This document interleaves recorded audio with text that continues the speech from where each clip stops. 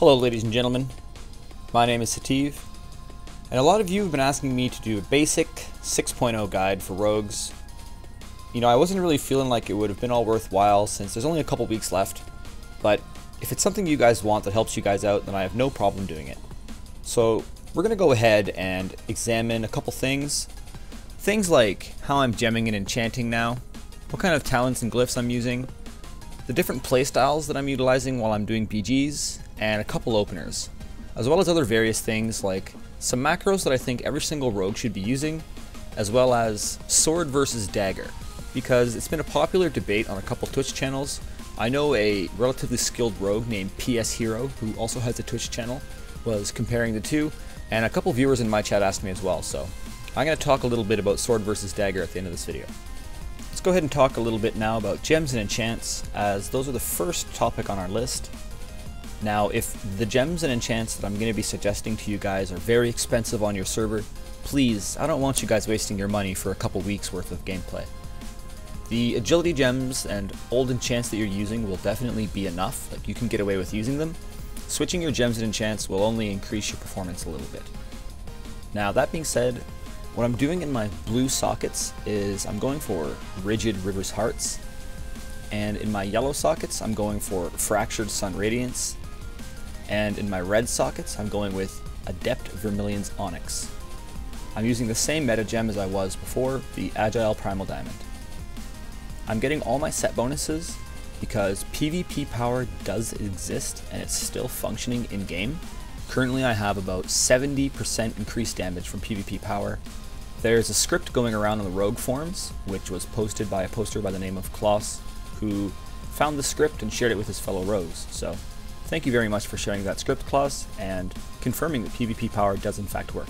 So now we zip on over to the armory real quick so that I can show you guys exactly what enchants I'm using by name. So on my shoulders, I'm using Greater Tiger Claw Inscription. On my cloak, I use Superior Critical Strike. On my chest, I use Glorious Stats. On my bracers, I'm using Greater Agility.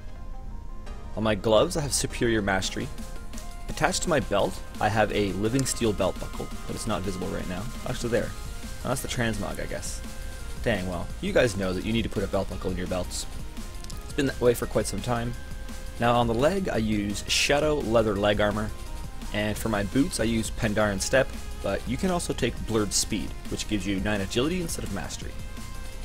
On my weapons, I'm using Double Dancing Steel, and the reason I'm using a sword in my offhand is specifically for the Dancing Steel. I didn't feel like buying another one, so don't feel obligated to throw a sword in your offhand. I'm doing it because it looks pretty cool, and it's the cheapest way for me to get Double Dancing Steel right now. Next is talents and glyphs, and not a whole lot has changed, guys. I'm still using Subterfuge. Nerve Strike is my personal choice because I like to peel for my teammates with a damage reduction, and Combat Readiness is very good if you're running solo and you're more comfortable with being able to pop CR and stay aggressive. Elusiveness is the spec choice for this tier. I really don't think there's an alternative. Burst of Speed, Shadow Step, you know, these are both good choices. You have to be very careful with your your Burst of Speed now.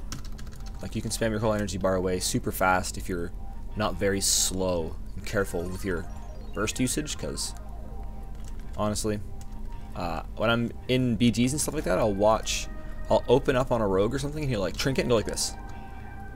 And his whole energy bar just disappears. So you guys gotta be really careful with Burst of Speed now. You can't spam it if you choose to use it.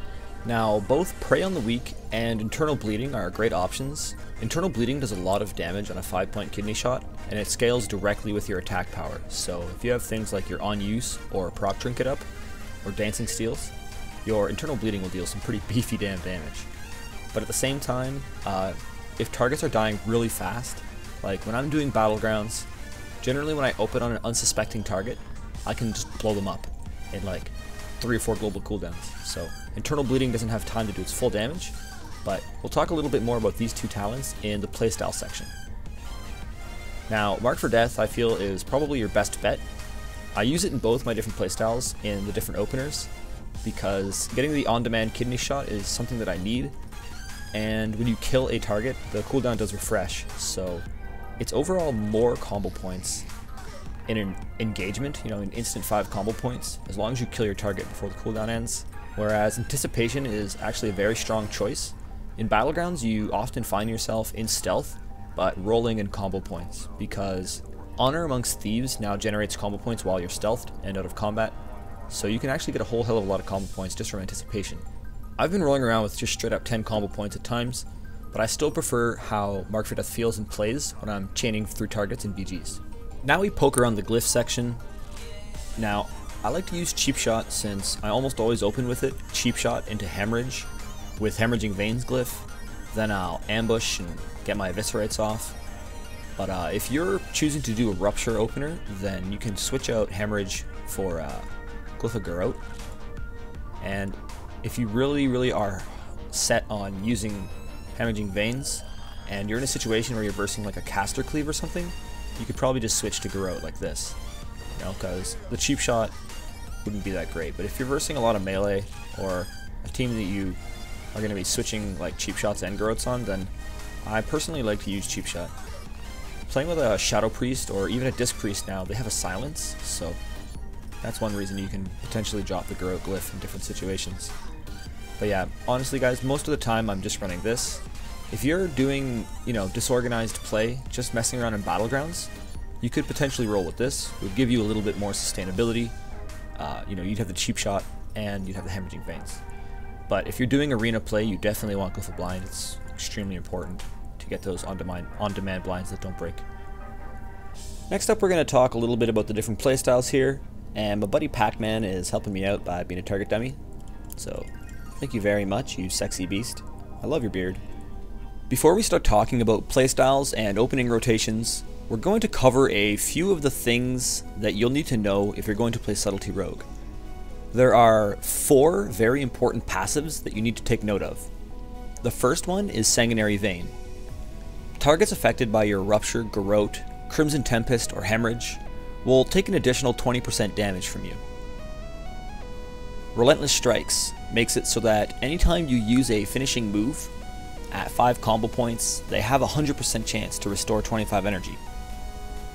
For 6 seconds after leaving stealth, and while you're in stealth, you deal 10% additional damage. All of your stealth abilities, like Cheap Shot, Ambush, and Garrote, will apply Find Weakness to your target, which will allow you to bypass a large portion of their armor and deal significantly more damage. So now that we know 5 combo point finishers are important, using a bleed is a damage increase for us, and Find Weakness is where most of our damage comes from, let's go ahead and examine the 2 playstyles and the 4 openers that I like to use. So the first one is your generic, blow them up, do as much damage as you can in a quick burst window, where you would put up Slice and Dice with Premeditation, you would Cheap Shot, Hemorrhage, Ambush, and then get your 2 Eviscerates off. Pop Dance and start spamming damage into your target, and try and kill them. That opener is most effective in Battlegrounds against targets who aren't expecting you to open them, because you're only stunning them for 5 seconds, and you're kind of trying to all-in blow them up. In arena situations, people are going to be very aware that you're trying to blow them up in the opener, so they're going to be ready for you, and they're going to try and do whatever they can to stop you. This next opener is utilizing Internal Bleeding to get the maximum damage over time effects on your target as you can. It starts out very similar to the other opener. You Premeditation and Slice and Dice, then wait till you're full energy. Cheap Shot, Hemorrhage, Ambush, Rupture, Mark for Death, Kidney Shot, and start spamming as much damage as you can. As you can see, it whittled the target down really fast. Those damage over time effects scale directly with your attack power and deal significant damage. It's a little bit slower than the quick burst from the 2 Eviscerates, but it's a lot more reliable because you're stunning your target for 8 seconds, whereas in the Cheap Shot opener, you're only stunning your target for 5, and you're using your combo points on the 2 Eviscerates. This one is getting its damage from alternative sources like Internal Bleeding and Rupture, and if the target happened to survive by a little bit, those damage over time effects still have a little bit of time left on them, and you could potentially dance and start spamming ambushes on top of those damage over time effects, which all of it would add up to a lot. So that's basically it with the 2 different playstyles. There's the attrition-based damage, where you just control your target for a little bit, and you try to put them down with the damage over time effects, backstabs, and ambushes. depending on if you dance or not.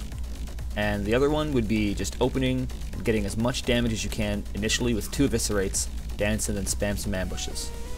Alright, so let's talk a little bit now about the different openers that you're going to be using. So one way that I do like to open is I always pre-mid and slice and dice. I'd then move into position, cheap shot, hemorrhage, ambush, then eviscerate with 5 combo points, mark for death, and kidney shot. See, what you're trying to do is you want to keep your target stunned for as long as possible so that they can't move or use any defensive cooldowns. So that being said, there is another way to open against certain classes like shamans, who are enhancement or elemental, mages, who will be utilizing blink to escape from you, and paladins, who can use a spell to reduce your magic damage and physical damage by 20%. So you want to be garroting, then cheap shotting, then ambush, eviscerate, mark for death, kidney shot, which is currently on CD, so I couldn't use it there. But it's the same concept of controlling your target with stuns so that they can't utilize any of their defensive cooldowns. The reason to throw the silence in there is because certain classes can utilize defensives while stunned to dampen your opener's potential strength. So with all of these openers, you can always sub that first eviscerate out for a rupture, depending on what style of gameplay you're going for. If you're going for the quick burst them down openers, then internal bleeding might not be for you, but if you're in it for the long haul and you want to overcome your enemy, then definitely you should take a look at internal bleeding. It deals a lot of damage when you add them all up. So one of the easiest ways to open too is just to cheap shot, hemorrhage, ambush, dance, eviscerate, eviscerate, cheap again, ambush, eviscerate. Now that opener is a guaranteed kill pretty much against targets who do not have defensive cooldowns or their trinket. The double cheap shot isn't necessarily the best for controlling your enemies, but it generates the most combo points, which lets you get the most eviscerates off, which in turn is pretty much the most damage in an opener. So next we're going to talk a little bit about some basic macros. Now this isn't going to be like a full macro guide, because if it was, this video would be literally 30 minutes long. So we're not going to cover any arena based macros or very many focus casting macros. We're mostly going to focus on, you know, stuff that's important just for everyday rogue play. And for starters, we're going to go with a stealth macro. Now what this one does is, you know, when you're spamming your stealth, if you put that exclamation mark in front of it, it will stealth, and it won't unstealth no matter how many times you press the keybind. So that's going to be your first macro that we'll see. Now the second macro will be my second stealth macro, which is also my sap macro. Now in arena situations, I sap directly at specific targets with arena 1, 2, 3. But you know, sometimes everybody's in stealth and you just want to sap one person. So I have a macro that I keybound to my mouse wheel, which will, if I'm out of stealth, it will stealth me, and if I'm in stealth, it will cast sap. So let's go ahead and examine it here. Slash cast, stance O, stealth, and clear target stance 1, target enemy player stance 1, and sap stance 1. So what happens when I spam my mouse wheel is I stealth and sap, and if I wasn't targeting anybody at all, and I was just like looking around for a stealthy, you know, it would eventually sap the first thing that comes into range. So next up is my mark for death eviscerate macro. I have it set up on a cast sequence, which is built into my 2, but I'm going to go do a specific one for you guys. So it starts off with slash cast sequence, reset equal 4, eviscerate, mark for death, eviscerate. What this will do is guarantee that I cast my 1 eviscerate before using mark for death and casting the second eviscerate. It's mostly a quality of life thing. I have it keybound into my 2 on a shift mod, which makes it nice and quick and easy for me to spam when I'm doing big damages. And it resets after 4 seconds, so if I happen to like open somebody and kill them in a battleground, I can, you know, open on my next target and spam that macro again to eviscerate back to back, and it helps me do it very fluently. Finally, we have Shadow Dance, and what Shadow Dance macro does is it shows the tooltip for dance. It will cancel stealth and cancel subterfuge before using my on use effect trinket and casting Shadow Dance. As for the sword versus dagger main hand argument, in general, your auto attacks deal 400 to 300 more damage per attack with a sword in your main hand than having a dagger in your main hand. And the ambushes certainly do hit harder. They hit around 400 to 500 damage harder. So, you know, using a sword in your main hand is a little bit more damage on your ambush and your auto attacks, but you completely lose out on the use of backstab. And at level 100, backstab with a high multi-strike will trigger lots of bleed damage from Sinister Calling. So at level 90, using a sword in your main hand is certainly viable if you feel like doing so, and you know, you just hate backstab and don't feel like using it. Alright, well that wraps up pretty much everything you need to know about 6.0 rogue openers and the playstyles that I've been using at least. I've got a lot of good information from Mists of Pandaria, like the energy pooling guide, things like how to effectively crowd control an arena, and a few of the other informationals. But I'm going to be redoing all of those for Warlords of Draenor so that, you know, they're up to date with the proper information. I hope you guys have enjoyed, and until next time, my friends, I want you all to stay sneaky, and I hope to see you on the stream.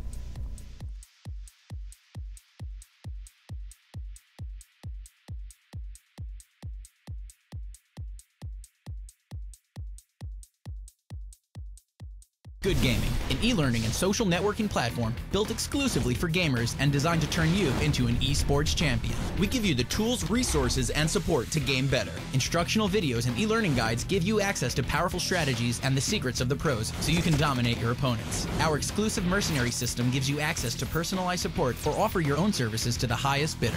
And compete in exclusive Good Gaming online tournaments to win cash and prizes. What are you waiting for? Become a Good Gaming member today. Good Gaming, revolutionize your game.